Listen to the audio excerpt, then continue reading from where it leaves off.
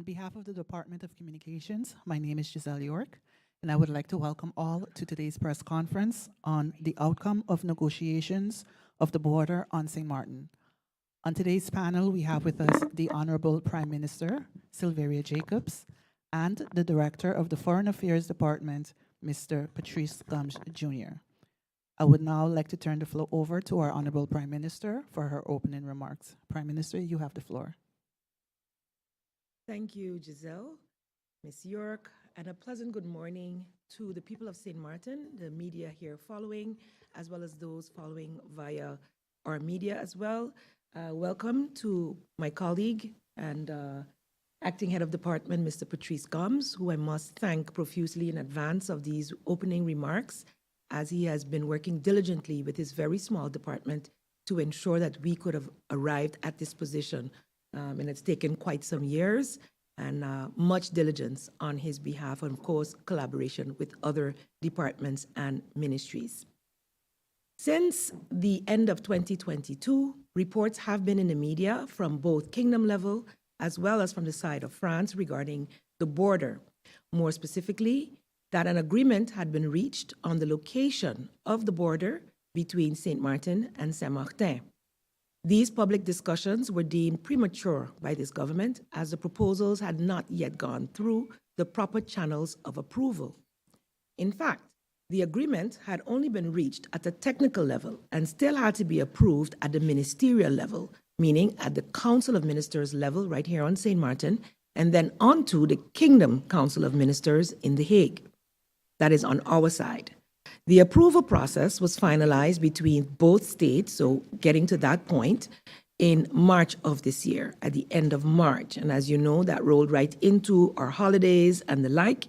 And so I found it prudent to wait until all the documentation and steps were finalized before making any public statements. And that is why we're here today. It is important to note that from the inception and at every stage of the developments, that the government of St. Martin, in the person of our Department of Foreign Affairs, has been in the lead and involved in determining the mandate moving forward, in close collaboration, of course, with us as ministers and making sure they had a mandate all along the way. The negotiations, as per Kingdom law, were led by the Ministry of Foreign Affairs in collaboration with our Department of Foreign Affairs, the Ministry of Defense in The Hague, as well as both local and Dutch cadasters, along with input from the various ministries such as the Ministry of Rummy, Teyat, and Justice. The negotiation team consisted of representation from both the Ministry of Foreign Affairs in The Hague as well as our local Foreign Affairs Department. In June of last year, the technocrats were able to conclude a proposed text for political agreement, and the outcome has been placed into a treaty, which will be recognized internationally and is a legally binding document. As you know, we celebrate every year on March 23rd, the Treaty of Concordia, which establishes our working agreements, etc. But that treaty nor no other document contains the actual, let's call it, points on the map where our border lies. This treaty, the one that we have now agreed on, will be signed right here on St. Martin on May 26th. It will be signed by myself as Prime Minister on behalf of the Kingdom of the Netherlands and by Mr. Darmanin on behalf of the State of France, the Minister of the Interior of France. More information on this signing will take place and will be shared in terms of place, time, in a joint statement with our northern counterparts. It has been a long, long road to get to this point. And I know we know the history, and that was very much expressed during our Treaty of Concordia ceremony or commemoration by both sides in terms of the trajectory to get to where we are. However, since 2014, there have been disagreements related to the border on the island. These disagreements came about when the French contested the Dutch claim over the entire Oyster Pond, all of the waters. The disagreement in Oyster Pond led to several instances of direct confrontation between authorities from both sides of the island, and unfortunately strained the long-standing good relationship with both governments on the island. Fast forward to 2017, when the French filed a petition with the United Nations signaling the existence of an international border dispute on the island. This, of course, triggered the need to come to agreements, as a deadlock that ensued after the petition would have led to arbitration, taking us to the courts, and would not answer the need for a comprehensive approach to the entire border. It would only simply deal with that dispute at the Oyster Pond. What remained was an impasse for several years, and in November 2021, the government adopted a more compromise-driven approach upon the advice of our Foreign Affairs Department in order to be able to advance discussions and move forward to be able to get to the end goal where we're able to have where we are today.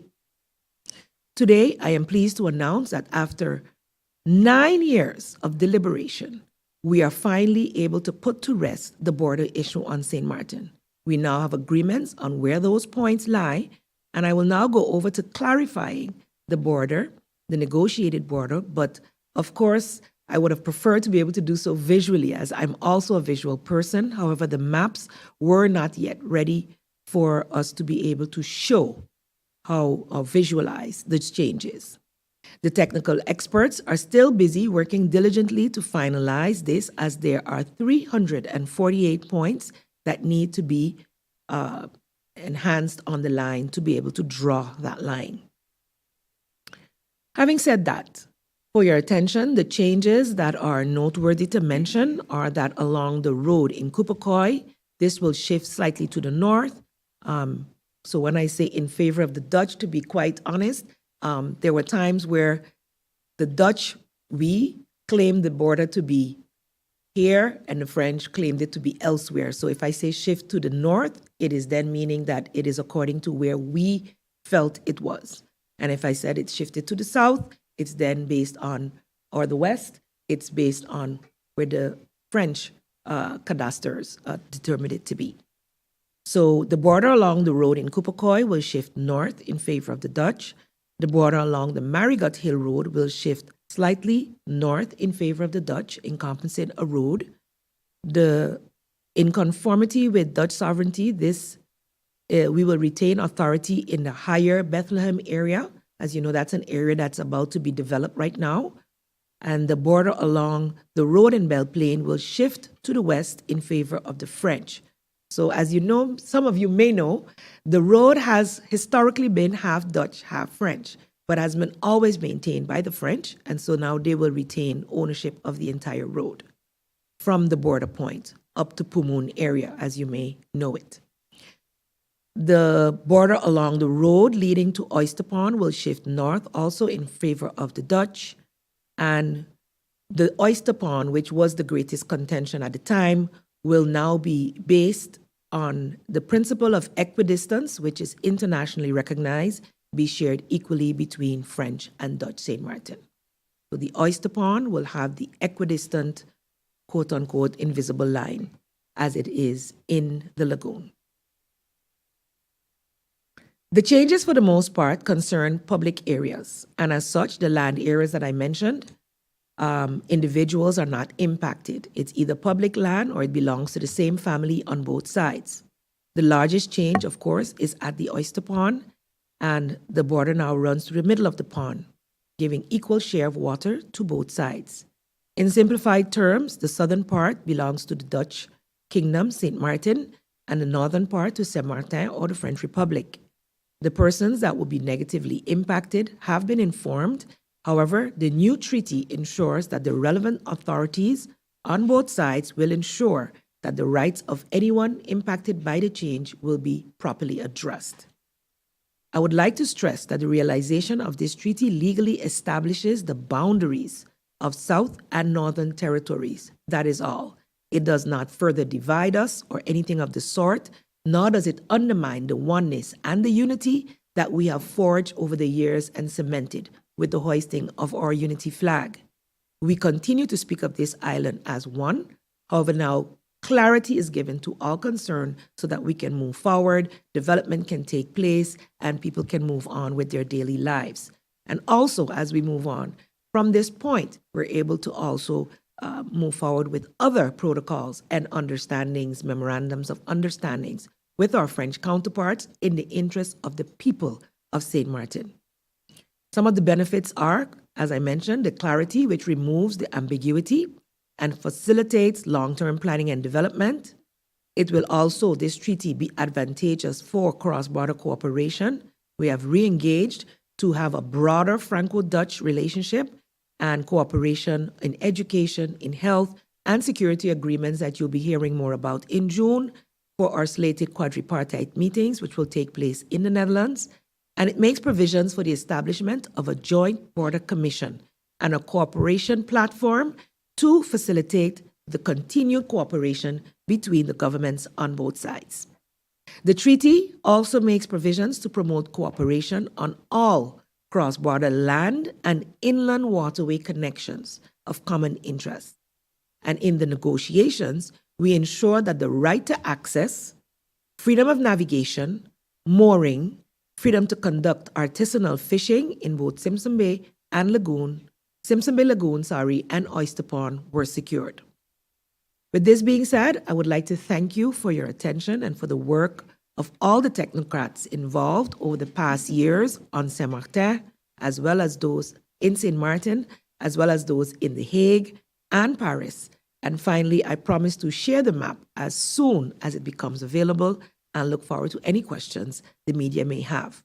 So, as well as technical questions, and that's why our Foreign Affairs Department head is here with me. So, Mr. Patrice Gomes can also assist in answering questions, and you can also direct them directly to him if you deem fit. With that being said, I turn the floor back over to you, Ms. York.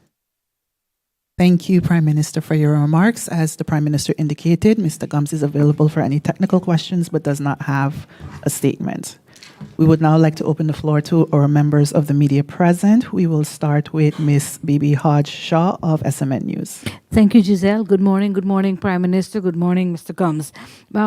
To simplify matters, Prime Minister, can you explain us, or Mr. Gomes, exactly at the Oyster Pond where the dispute have been taking place regarding Captain Oliver's and all the people that had boating, for example, boats, which side of the island now have rights to that water rights? I'm talking in the area of the marina and where people living around there that had boats in the past, those people were getting permission from the Antillean government to put their boats there. So today, as we stand, after this treaty, who exactly has that area water rights? Okay, thank you for that question. Indeed, Captain Oliver is the only company that Dutch St. Martin issued any rights to. So that was part of the challenge. All of the other landowners along that northern side have no permissions from the Dutch government to establish mariners, including when there was the dock there and the gendarmes and the immigration, etc., of the French side. So all of that has been French control all along, and that is why the equidistant rule, there was little legal basis for us to, let's say, win if it had gone to arbitration, and that's why we agreed to start anew with the discussions based on the willingness to share the pond. So the one business that has been impacted, as I mentioned before, has received the correspondence. You remember in the past two press briefings, I wanted to ensure that the stakeholders were informed. That's the biggest stakeholder that has the biggest change. As I mentioned before, most of the others are tracts of land that are either public property or individual families that own on both sides. And so they have received official correspondence, and we're awaiting follow-up for a meeting to be had. As I mentioned in my opening statements, all necessary measures will be taken to ensure that their rights are preserved, but now they would have to deal with the French government for that to be established, as the rest of the persons along the northern border do. Our next, excuse me, yes, Mr. Gomes? No, I think Prime Minister covered it all. Yeah, no, I think Prime Minister covered it all. I think there was always this common belief that the Dutch St. Martin government exercised authority in the whole pond. The reality is we actually only concerned ourselves with Captain Oliver's, and the rest of the persons on the northern side actually dealt completely with the French. So it sort of, as Prime Minister indicated, undermined our claim for the control of all waters in Oyster Pond. Thank you, Patrice and Prime Minister. The next question goes to Judith Fitzpatrick of the Daily Herald. Thank you so much. A very good morning, Prime Minister, Mr. Gums, colleagues. Prime Minister, I just wanted to get some clarity on whether with this, new demarcation of along the borderlines, is the Dutch side still 16 square miles and the French still 22 square miles? Just to make it clear. Thank you. We anticipated that question. Yes, so if we exclude the water loss in Oyster Pond, the total surface land gain would be about 7,109 square meters of land, of actual physical land. So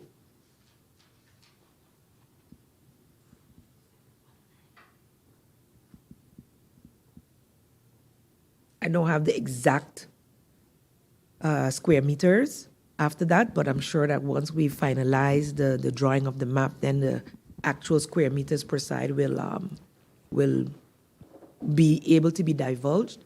But it's always a rounded up and down number in any case anyway. So we did gain in land mass. Oh, we did. That's what I wanted to ask. In land mass. In land mass. So in water, there's a loss of square meters, if you want to call it that, which is, of course, larger than the land that was gained. But in terms of usable land or land, there's a gain of about 7,000 square meters. Just clarity. Does this mean that we're likely to change from 16 square miles or no? Not likely. Not enough. Okay. No. Thank you so much for that clarity. Thank you. Our next question comes from PG82 Radio. Stephen from PGL2. Good morning, Prime Minister. Mr. Gums, good morning to you as well. Prime Minister, there was a liaison officer between the French side and that side. What role did that person played in the negotiation? You said the negotiation lasted for some 9 years, and the revenues, as was paid by Captain Olvers, do I take it that this will now be paid by to the French side?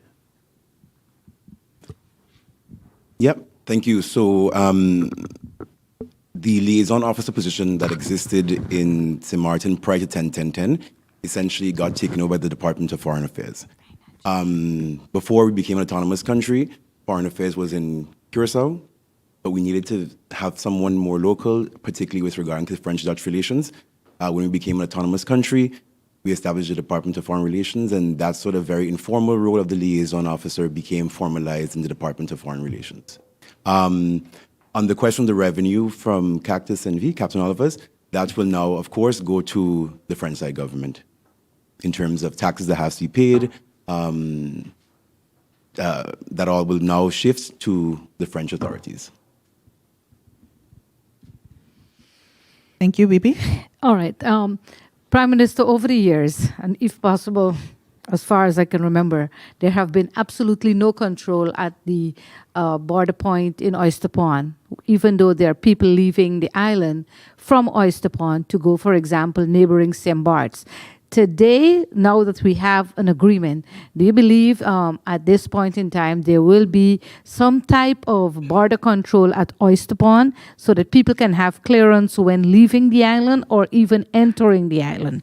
Another question that in relation to this, Marigot Hill, based on what I understand, a lot of land was gained under that side. Do you believe people will now be able to get their deeds and whatever missing documents, property rights that they had, properties there but were not able to obtain any type of deed? Okay, to deal with the first question, Ms. Shaw, that is exactly part of the challenge that we've had. And every time we meet with our counterparts, there's a discussion about internal security. There's a discussion about pursuit in the water, et cetera. And these are all of the MOUs and protocols that has been advancing. And I cannot say specifically what will change at this time, because as I mentioned, the protocols and MOUs we're going to finalized are for June, mid-June in The Hague. And once those are finalized, then we'll be able to give announcements. Of course, that falls more with the Ministry of Defense and the Ministry of Justice of St. Martin.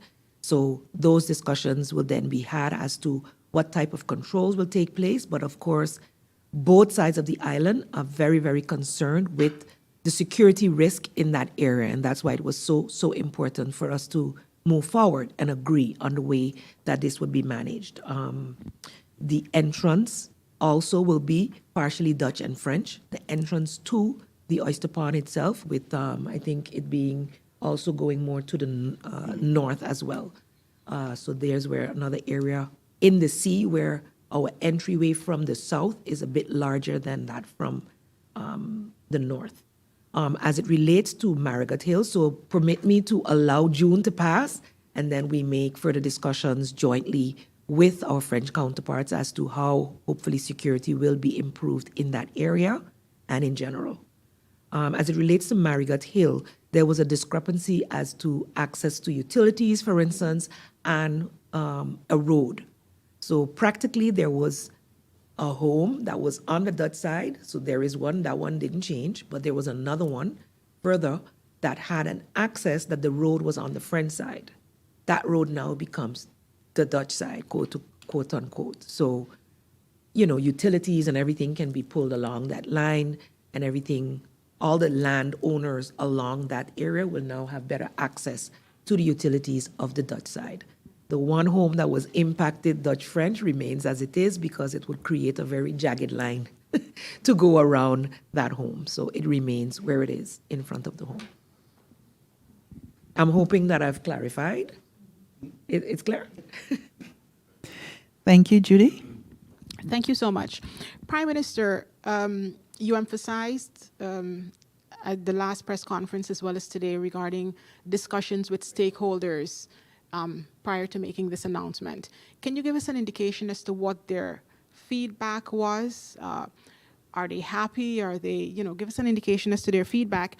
And regarding Captain Oliver's, I mean, that's a pretty major location. Can you give us an indication, Can you give us an indication as to what sort of impact losing that revenue stream will have on us, if any? Thank you. Yeah, thank you for the question. So there's been a number of instances of communication with all stakeholders, particularly those who are impacted negatively. In a situation that we have over the past 9 years have had consultations with Captain Oliver's. Obviously, the sentiments have been not as well received in the beginning because, of course, the difference in regulation, the difference in taxation could lead to a more negative impact for the business owner. There are a lot more regulations and procedures to operate within French jurisdiction than it is on the Dutch side. So that poses a bit of a challenge for the business owner. But generally speaking, everybody else is either government impacted or impacted that they become Dutch. And that hasn't necessarily been taken negatively. When it comes to the revenue strength from Captain Oliver's, it's important to remember, again, like Prime Minister said, we have this belief that we have controlled and made money in the whole of Oyster Pond. In reality, we've only made money from one establishment, Captain Oliver's. And what we will be losing is tax revenue as well as a ERFPAC. So domain affairs land, that sort of rent is paid every year. Those things will be lost. But that's one singular establishment in a whole sort of area of a pond. And they have been compliant. But since 2017, with the damage from Hurricane Irma, there has not been revenue generated at all in that area. So the impact, of course, is not going to be felt with the signing of this treaty or the changing of the position of the restaurant to the rest of the country. Stephen? So just to reiterate, Sorry, Prime Minister. We have sent correspondence since the treaty has been finalized. And so we're waiting the opportunity to have further discussions with the owners of that property or of that business license and or who we had a relationship with to be able to ascertain how they would want to proceed further. So, of course, we would want to meet them halfway, and we're going to have those discussions. But there was some level of legal maneuvers still happening as well. So we don't want to go into too much of the particulars here. We are open to having discussions, and the treaty allows for facilitation for the business to continue should the owner want that. But it would now have to be with the authorities and the rules and the regulations of the northern side. Should they want to do that, then they will be able to do that, and the French counterparts will facilitate such. Should they not want to do that, then we as government of St. Martin would then proceed to see, whether they would want another F park somewhere else or what the case may be to continue the relationship with Dutch St. Martin. So that is a discussion that we're open to have, and we're waiting from them a feasible time and space for the follow-up meetings in that regard. Thank you, Prime Minister. Stephen, you have the floor. Thank you, Ms. York. One must take into consideration the fact that this border markings update stems from the disagreement between the Dutch and French as it pertains to Captain Oliver's. Prime Minister, you're saying that St. Martin Dutch will share the water rights. How do you control what vessel enter Oyster Pond on the Dutch side to be able to get a clearer indication as to what's coming in, what is moored, and what is living? I'm not fully clear on your question at this time, and at no point in the past did we do that. That was one of the things. We had no security at that area, stationed at that area, and so it's an area of concern where moving forward, now that we know where the demarcation is and exactly what is being done, that we can start to discuss that. We are also sharing waters in the lagoon, and we know where our let's call it border lies there as well. Initially, we thought we would, with the equidistant rule, gain there, but in looking back at the original landscape, not counting where it was filled, that would not have been a beneficial discussion for us, so it remained where it was in the lagoon.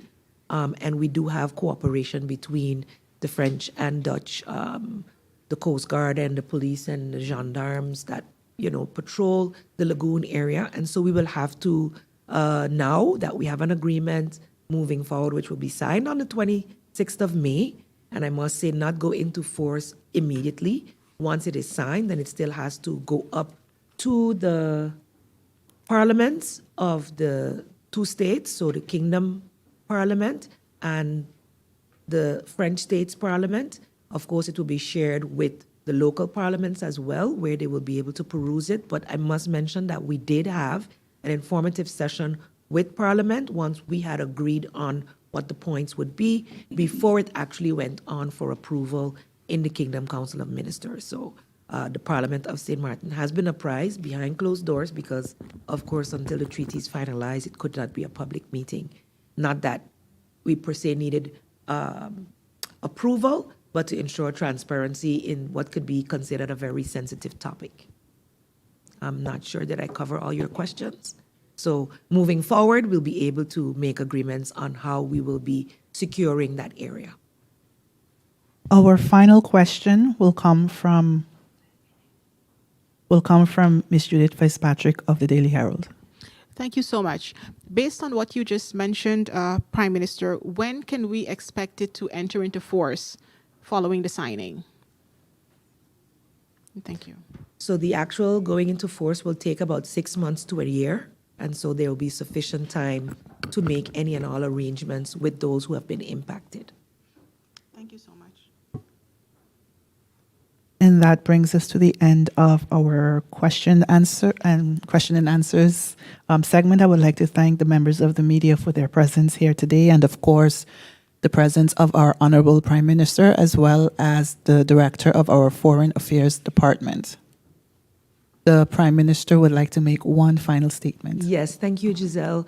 Ms. York, I would like to make one final closing remark because I think many would not understand the hard discussions and negotiations that had to take place in regards for us to get to this point.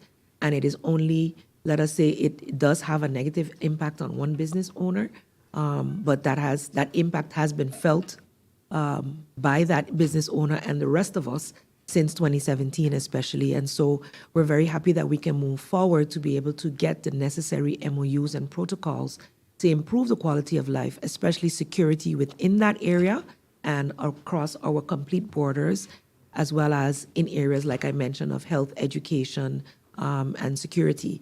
I want to thank especially the Department of Foreign Relations under the leadership of Mr. Patrice Gums and his staff, including those loaned out from the Netherlands Foreign Affairs Department. Thank you, Mark. Thank you, Rogelio, and all of the staff at Foreign Affairs. And of course, thank you to our counterparts that continue to meet with us diligently on a regular basis to be able to hash out all these agreements. Without it's a joint effort, and without that, it wouldn't be possible.